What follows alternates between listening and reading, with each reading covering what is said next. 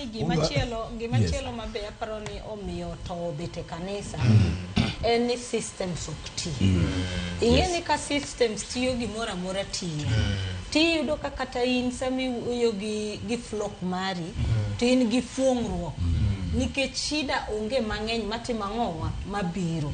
Tiyudo ka koro sani gimoro amora okti.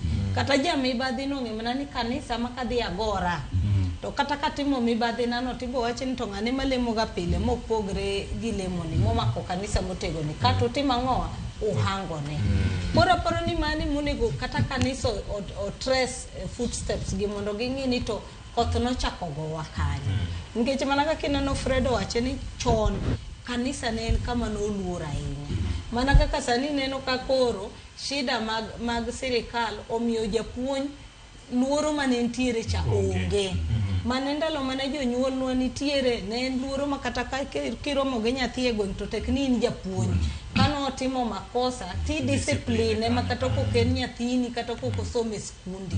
To sani tinde mano onge. Nyathi ka nyathi ong'e right ne makimule to en moringo dhi mokwongo ka police. This way nang'o rights ne obedo violated. Koro mane makama kanisa be yudre sani. Taparo ni mana kaka wacho cha kawuono king'iyo oboke ibro neno nitie prophetess Mary Atasa.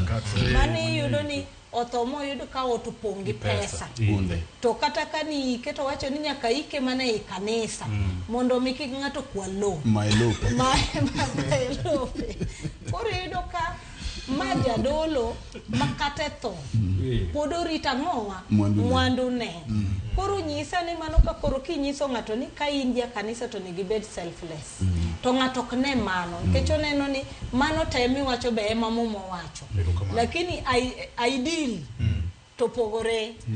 Ora paro ni mane gimonego wane kaka koro waloko mondo kija kanisa tibeda bede kibed je ng'eni Nigeria wacho ni kija kanisa tija kanisa.